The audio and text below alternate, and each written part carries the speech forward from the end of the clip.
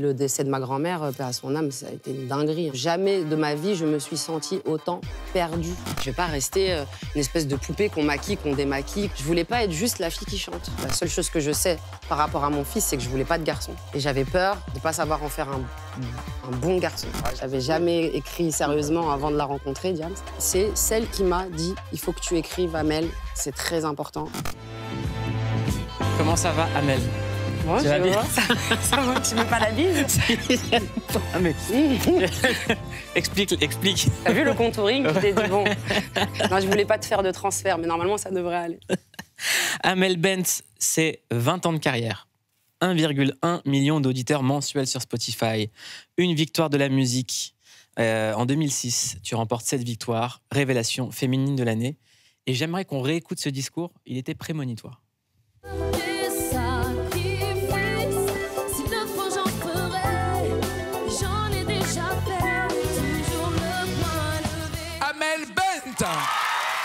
Je voulais juste dire merci à ma maman, voilà.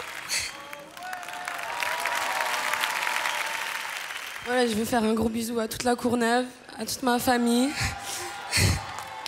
Voilà, merci à mon public, bien sûr. J'ai oublié quelqu'un, j'ai oublié Diams. Donc, Elle est là, elle est à l'antenne. Qu'est-ce que ça te fait de revoir ça? C'est très émouvant. C'est très émouvant. C'était le tout début de ma carrière, donc je ne sais pas si je réalisais vraiment ce que j'étais en train de vivre, mais c'était plaisant. C'était plaisant. Beaucoup d'espoir, pour la suite de la route, quoi. Tu pensais que ça allait durer ou pas à ce moment-là? T'y croyais? Je crois que j'osais même pas me poser la question. J'étais vraiment au jour le jour et en même temps, je vivais pas l'instant présent. Je crois que je me mentais à moi-même en me disant il faut que ce soit au jour le jour, parce qu'au fond de moi, évidemment, j'espérais que ça dure. Et puis je regardais quand même beaucoup demain en me disant j'espère que demain, je serai encore en train de faire ce que je suis en train de faire parce que j'ai pas de plan B. Donc j'étais entre la peur du lendemain et l'idée qu'il fallait absolument profiter, quoi. Des années après, 40e cérémonie des victoires de la musique, t'as remis la victoire de l'artiste féminine et t'as fait un discours bouleversant. Écoute. À mes tout débuts, j'ai eu la chance de ramener une victoire à la maison. Et je l'ai évidemment vécu comme un point de départ, pas du tout comme une fin en soi.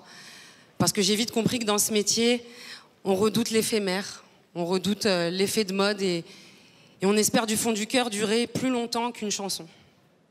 Alors ce qui est important pour moi ce soir, c'est de dire à toutes les artistes, à toutes les chanteuses que je croise depuis 20 ans, mais aussi à celles que j'ai pas eu la chance de connaître, qui ont pavé la route avant nous et qui nous ont tracé le chemin, à ces 4 merveilleux artistes de cette catégorie prestigieuse, que vos batailles silencieuses, que tous vos sacrifices, que votre patience, que vos impatiences dans cette quête de liberté, d'indépendance et de reconnaissance nous rendent toutes plus puissantes et plus fortes. Alors, je veux simplement vous dire à quel point on vous admire, on vous aime et merci.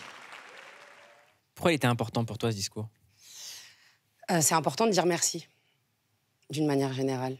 Moi, je croise depuis 20 ans beaucoup de femmes artistes et elles me donnent de la force. Parfois, c'est pas forcément hyper solennel comme un discours, mais c'est un petit clin d'œil, c'est une petite phrase, c'est un petit bravo. J'avais envie de leur dire merci. J'avais envie de leur dire merci parce que c'est un chemin qui est pas évident.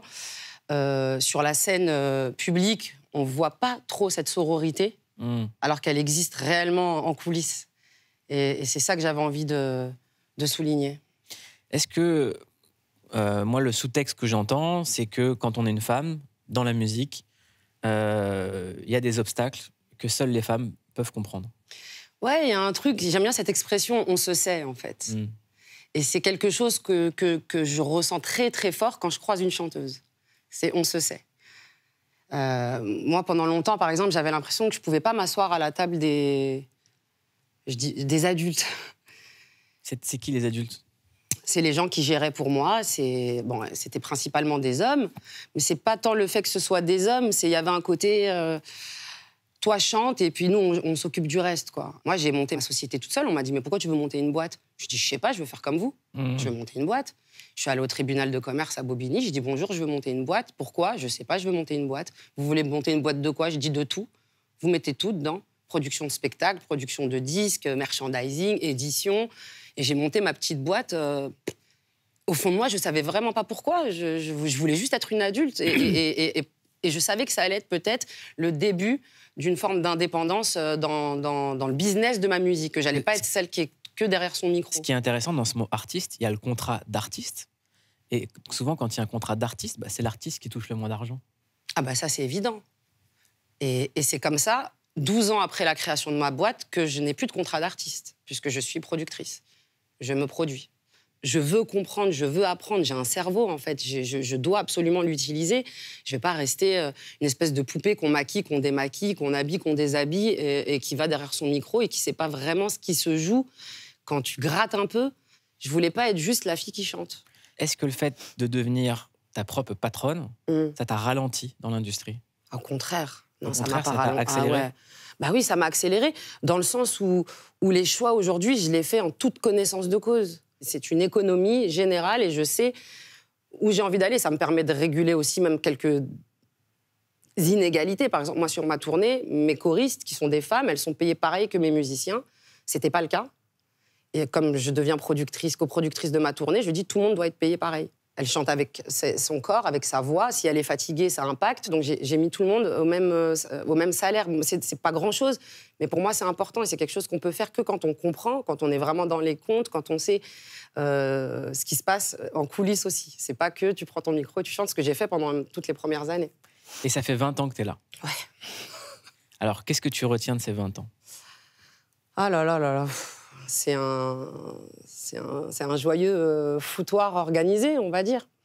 C'est un métier qui est tellement incertain et où il y a une grosse part d'inconnu.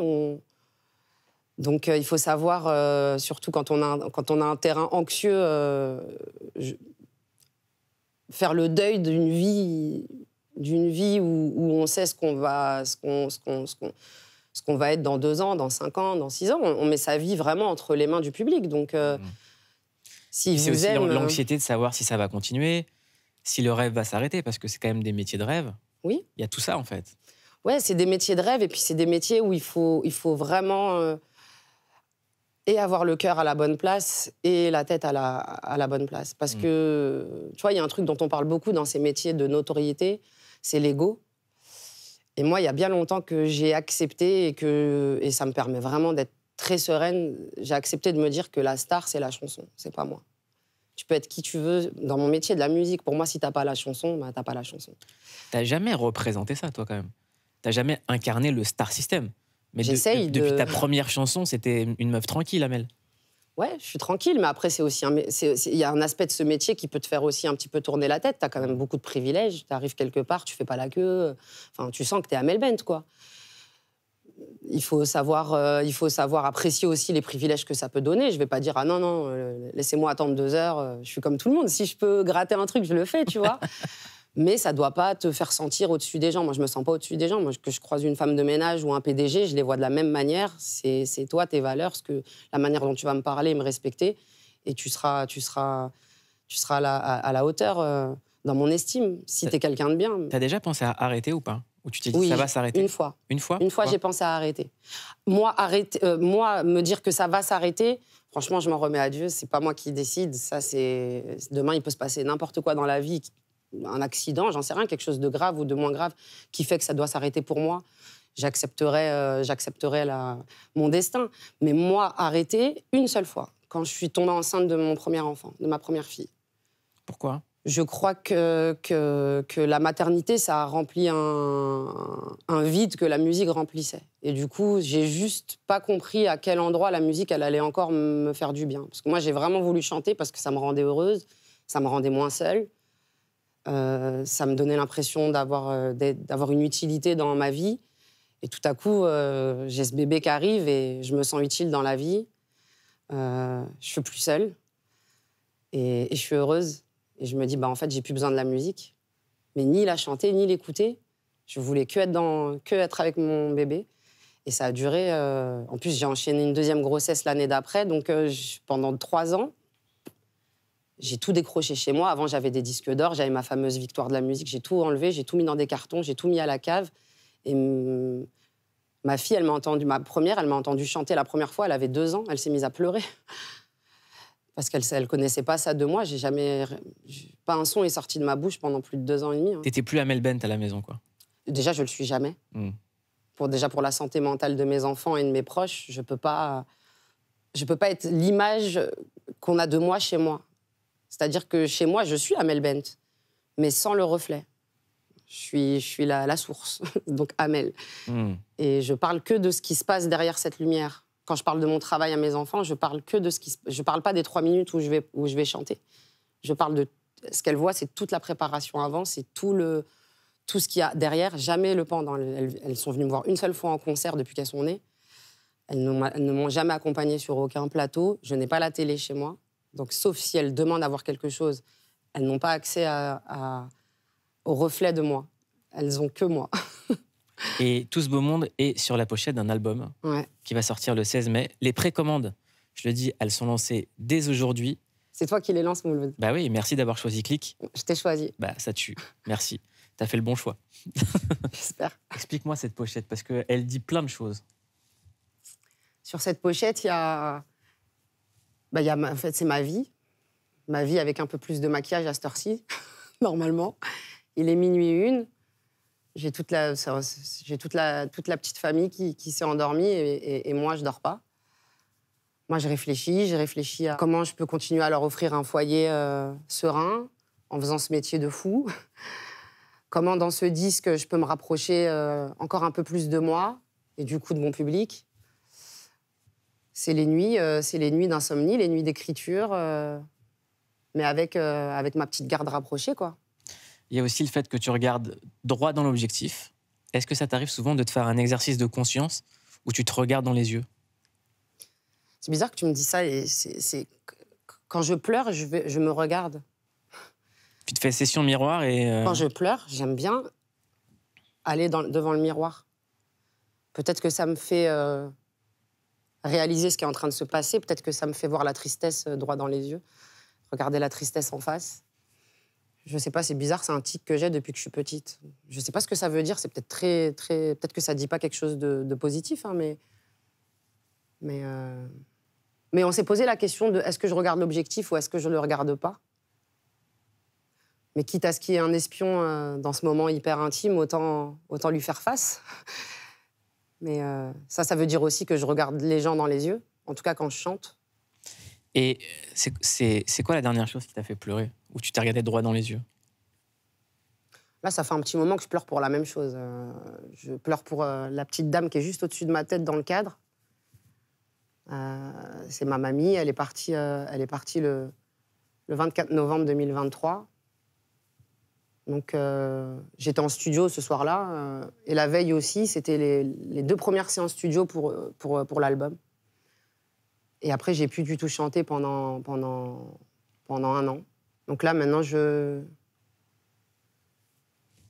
repris la route de mon travail, notamment beaucoup pour elle, parce que j'avais beaucoup de choses à dire, parce que son départ a laissé un grand vide qu'il fallait remplir, et je l'ai rempli à la lumière de tout ce qu'elle m'a laissé, de valeur, de son regard à elle. Je sais pas. Il y a quelque chose cet album, il est intimement lié à mon deuil, donc c'est pour elle que je pleure beaucoup en ce moment. Tu vas regarder l'écran qui est là et on va jouer au playback parce qu'il y a déjà des sons qui sont sortis. Ouais. On va voir si tu es encore capable de les playbacker. On envoie Triste.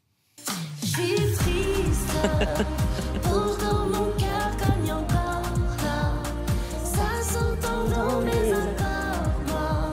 Y a des larmes dans ma voix. Oh, si triste, pourtant j'ai chanté. Tu vois C'est écrit Pourquoi dans faire ma mémoire. un morceau joyeux qui s'appelle Triste? Il n'était pas joyeux au départ. Il est joyeux parce qu'il y a Vita, Vianney et Renaud Robillot qui sont arrivés derrière. Si j'avais été seule sur ce titre, il serait triste à mourir. Ouais. D'où l'intérêt de ne pas le faire toute seule. Allez, on recommence l'exercice avec décharge mentale. Il y a des trucs, pourquoi je les garde comme des souvenirs que j'entasse. J'ai des factures de 2004, faut que je fasse un tri dans ma paperasse. Et faire ma couleur rapidement, on voit trop mes cheveux blancs. Hier encore, j'avais 20 ans et demain déjà 40 ans. J'aimerais quelqu'un qui parle, qui sache écouter sans me juger. C'est vrai, je travaille pas à l'usine, mais parfois je suis épuisée. Mais faut pas que j'arrête de chanter. On dirait du Sinon, Diams. ma voix va décoter. C'est ce que des amis qu'on a en commun m'ont dit. C'est, je pense, le plus beau compliment qu'on puisse me faire, parce que c'est la personne avec qui j'ai commencé à écrire. J'avais jamais écrit sérieusement avant de la rencontrer, Diams. Elle t'a donné confiance dans l'écriture? Ah, c'est celle qui m'a dit « il faut que tu écrives, Amel, c'est très important ». Et elle m'a fait faire des exercices, elle s'est occupée de mon rapport à la légitimité, ma légitimité d'auteur. C'est quoi un exercice avec Diams? Elle écrit 2 couplets, il en reste 2, t'écris t'écris le 3e et le 4e. À 20 ans, notre duo, c'est... J'écris mes parties, t'écris tes parties, hein, ça y est, hein, t'es auteur. Hein. C'est des personnes qui sont tellement importantes sur le chemin. Tu penses qu'elle peut revenir ou pas? Non. Non, non. Enfin, bon, moi, pour moi, elle n'est jamais partie. Elle est là différemment, elle écrit toujours. Tant qu'on peut encore profiter de cette plume et surtout de son regard et de son intelligence. Moi, c'est pour moi une des personnes les plus brillantes que j'ai eu la chance de croiser dans ma vie. Tu n'as jamais redemandé un texte? J'avoue qu'elle avait écrit un texte. Avant qu'on écrive Ma philosophie, elle m'avait proposé une chanson que j'avais pas appréciée à sa juste valeur à l'époque, parce que la chanson, je pense qu'elle était plus vieille que moi, plus mature que moi.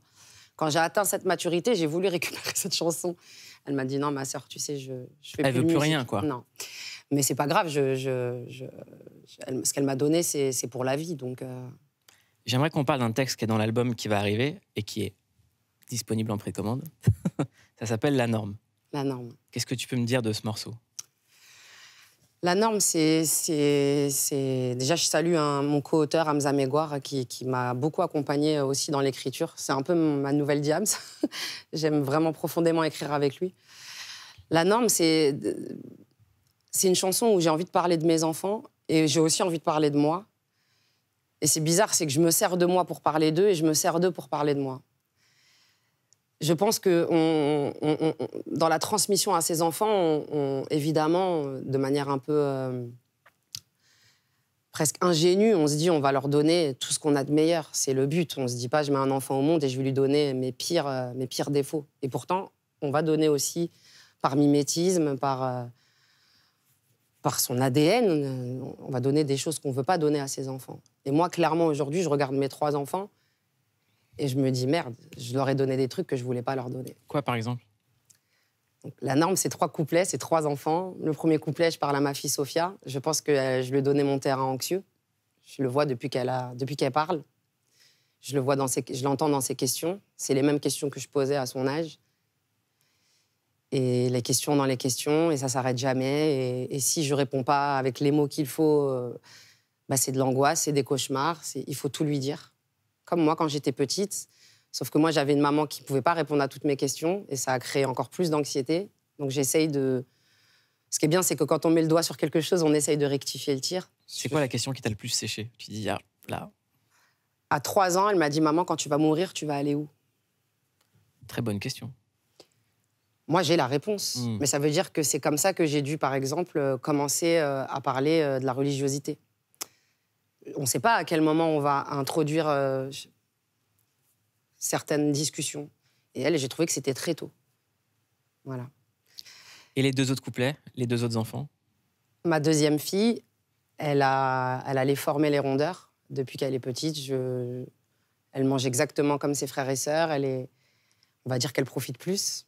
C'est comme ça. J'ai fait ce que j'aurais aimé qu'on fasse quand j'étais plus jeune, c'est-à-dire je l'ai amenée voir une nutritionniste pour comprendre, faire des analyses. Peut-être qu'il y a des choses qu'elle ne peut pas manger ou qu'il faut qu'elle mange moins que les autres, etc., pour qu'elle se sente mieux dans son corps. Attention, ma fille, elle se lève tous les matins et je lui dis que c'est la plus belle au monde. Donc elle n'a pas du tout encore... elle est encore petite, même à l'école, elle n'est pas encore dans les jugements. Les jugements, les moqueries, etc. Je sais que ça ne saurait tarder parce qu'on est tous passés par là. Mais en tout cas, c'est comme ça. Elle a ces formes-là. Elle voit qu'elle n'est pas comme sa sœur, pas comme son frère. Donc, je lui dis qu'elle est comme moi, qu'elle est comme sa mère et qu'elle est différente. Et qu'elle va peut-être passer parfois par des chemins compliqués, mais que je vais être là pour l'aider et lui expliquer à quel point elle est belle et que c'est pas grave d'être différent. Et mon fils est petit. Donc il est encore petit pour que je me rende compte de si je lui ai donné des trucs que je voulais pas lui donner. La seule chose que je sais par rapport à mon fils, c'est que je voulais pas de garçon. Pourquoi ? Parce que j'ai été élevée par des femmes, je sais faire avec les filles. Et j'avais peur, en ayant un garçon, de ne pas savoir l'élever, de ne pas savoir en faire un bon garçon.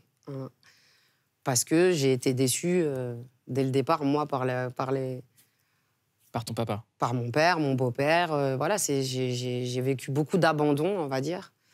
Et élever un garçon, élever un homme en faisant fi de tes blessures. Je me suis dit, soit je vais être trop dure avec lui et de peur qu'il soit pas un mec bien, ou soit je vais être trop fan parce que je vais me dire, c'est enfin un homme qui m'abandonnera jamais parce que c'est mon fils, tu vois. Je voulais pas être trop... Je sais pas, une mère relou, quoi, ou une mère trop dure. Comment t'as fait ce travail sur toi ? Quel travail. Bah, T'as l'impression que j'ai fait un travail sur moi ? alors moi, j'ai connu toutes les Amel. On va pas parler de la première Amel, la deuxième Amel. J'ai eu toutes les versions. Là, on va dire, on est à la V5. Je suis à la V5, comme mon album. Ouais. Comment t'as fait ce travail ? Est-ce que c'est l'expérience avec les enfants, la musique, les responsabilités qui sont accumulées, ou t'es allé consulter, ou c'est un truc de stabilité, ou c'est la paire de ta grand-mère qui t'a réancré ? Qu'est-ce qui s'est passé pour que c'est clairement pas la même Amel Bent qui a ne serait-ce que 5 ans ? Déjà, j'ai un monde intérieur qui est très actif. C'est-à-dire que je me parle beaucoup. Je m'auto-analyse beaucoup. Je fais un travail de compréhension de moi, de mon corps, de mon esprit. Tu vois, la petite voix là qui te parle dans ta tête, moi, je la laisse pas juste parler comme ça. Je lui pose des questions. J'essaye de questionner mes propres pensées. Enfin, vraiment, je fais... C'est-à-dire qu'on peut te voir marcher toute seule, parler dans la rue avec toi ? Non, on me voit pas parler. D'accord. Je pense que la musique, ça joue beaucoup parce que c'est un travail d'introspection, quoi qu'il arrive. Si tu as envie d'être au plus proche de toi, il faut faire ce chemin vers toi et te... Voilà, je crois que j'ai appris à aimer aussi les moments de solitude, justement comme des moments privilégiés où je peux m'entendre, vraiment, profondément, et me comprendre. Et puis quoi d'autre ? Oui, le décès de ma grand-mère, paix à son âme, ça a été une dinguerie, en fait. C'est-à-dire que jamais de ma vie, je me suis sentie autant perdue, faible, abîmée, nulle. Je me suis dit, mais en fait, moi, j'ai pas le droit de chanter une chanson comme ma philosophie, en fait. Comment je peux dire aux gens à viser la lune, tout l'espoir Je me suis sentie une merde, quoi. J'ai dit, en fait, je suis une mytho. Tout le monde perd des gens, tout le monde fait des deuils. T'es tout le temps là en train de dire, allez, ça va aller, alors qu'en vérité, le jour où ça t'arrive, t'es plus rien, quoi. Ouais, mais peut-être que les gens qui viennent t'écouter chanter ma philosophie, ça les guérit aussi. Sauf que moi, ça m'a pas... Moi, j'ai pas réussi à me guérir moi-même. Tu sais, j'avais l'impression que même toute ma famille, hein, là, j'ai une pensée pour toute ma famille parce que c'est pas quelque chose que j'ai fait toute seule, mais c'est comme un collier de perles et tout à coup, elle était le fil, en fait. C'est pas juste le chagrin parce que je l'aimais ou qu'on l'aimait, c'est que en fait, tu te rends compte que tu avais quelqu'un qui était un pilier et que maintenant que le pilier, il est plus là, ben, elle emporte tout avec elle. Et on était tous comme ça, suspendus dans l'espace. On savait plus qui on était, on savait plus, on avait peur. Elle était la garante, tu sais, de notre culture, Tu te rends compte que juste le fait qu'elle existe et qu'elle soit là, eh ben, tu as tout un travail que tu n'avais pas besoin de faire, en fait, tu vois, dans ton éducation, dans la transmission de la mémoire, ton héritage, les valeurs, les origines, tout. Et maintenant qu'elle n'est plus là, tu dis, oh, ça y est, la référence, elle n'est plus là, il faut que tu deviennes ton propre référent, en fait. Et là, tu dois refaire tout un travail. Qui es-tu ? Tu viens d'où ? Qu'est-ce que tu as vraiment... En fait, moi, tous les vendredis, depuis que je suis née, je vais chez Mamie Aïcha et je rentre chez moi le dimanche soir. C'est ma maison. Et chez elle, je prends tout ce que j'ai à prendre et ça me fait mon équilibre. Maintenant, je peux plus. Et j'ai fait la même chose avec mes enfants. Je les amène où maintenant, tu vois ? On fait comment on fait pour avoir cet attachement ? Il n'y a plus. Donc, c'est à toi de le faire. Et tu as tourné le négatif en positif, comme disait Notorious B.I.G., tu en as fait une chanson qui s'appelle Mima, que tu vas chanter. Oui. Mais avant, tu es venue avec une lettre. Ouais, tu sais, on est toujours fou des gens qu'on aime, de sa famille. Ils nous ont élevés, on leur doit tout, etc. Et tu te dis peut-être que ton regard, il est pas objectif. C'est ta grand-mère, tu vois. Et puis, ma tata Malika, elle m'a envoyé ça. Elle m'a dit, tiens, lis ça, ça va te faire plaisir. C'est le discours que ma grand-mère, elle a élevé des enfants de la DAS toute sa vie chez elle, en plus de ses 8 enfants et ses 19 arrière-petits-enfants, et ses 18 arrière-arrière-petits-enfants. Veuve à 30 ans, enceinte de son 8e enfant, mon oncle, une femme exceptionnelle. Et je me suis dit peut-être qu'en lisant ça, je vais trouver un écho à ce que je ressens d'elle, mais qu'elle ne m'a jamais vraiment verbalisé. C'est juste qu'elle nous a donné en étant elle, tu vois. Et il y avait un petit bout que je trouvais beau. Et je me suis dit, je suis tellement fière d'être la fille de ma grand-mère, tu vois. Donc c'est Madame Auguin, qui est plus de ce monde aussi, qui dit, entre autres, « Ce que j'ai apprécié chez vous, c'est la tolérance. Vous avez accueilli chez vous des enfants sans distinction de race, de culture, de religion. Vous les avez acceptés le jour, la nuit, les week-ends, et quand cela s'avérait nécessaire, et sans jamais vous plaindre, car vous avez compris notre combat. Et vous avez accepté la maladresse, l'immaturité et la maladie de certains parents. Donc je sais d'où me vient mon regard, je sais d'où me vient mon amour des autres, je sais d'où me vient ma tolérance, je sais d'où me vient... Je sais d'où je viens. Je viens d'elle, en fait, ça m'a fait ma V5.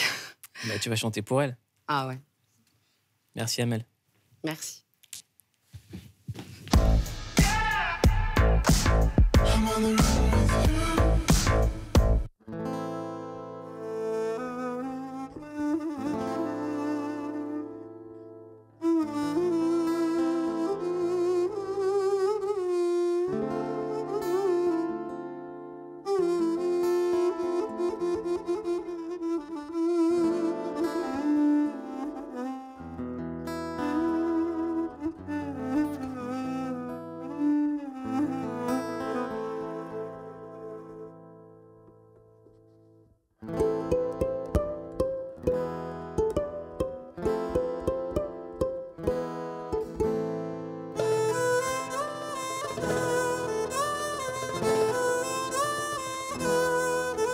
Elle a le sourire mi-mât dans toutes les circonstances. Quand la vie rend minable, y'a qu'elle à qui on pense.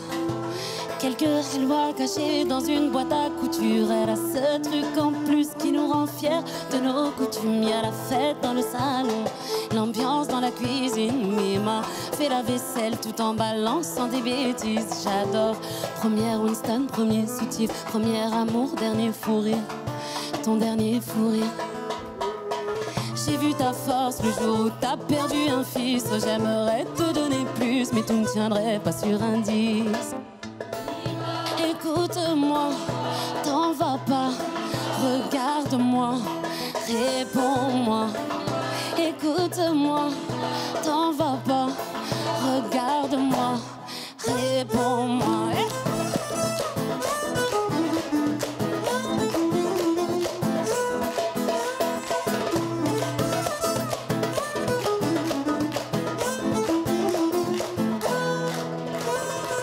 Une sacrée femme, un sacré phénomène.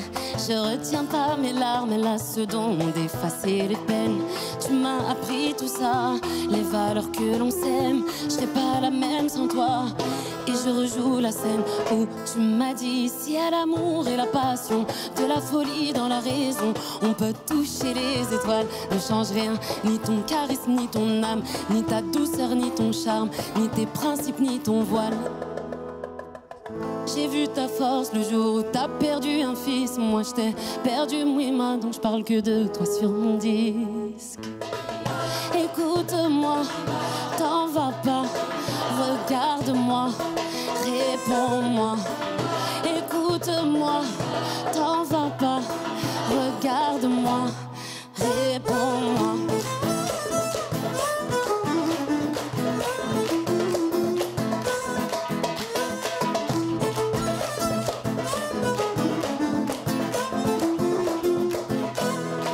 Réponds-moi, réponds-moi, réponds-moi.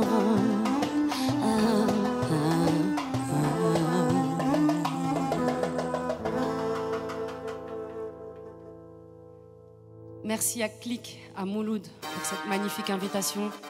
Un grand merci à Nazim à la guitare, à Moez au violon et à Mehdi à la derbouka.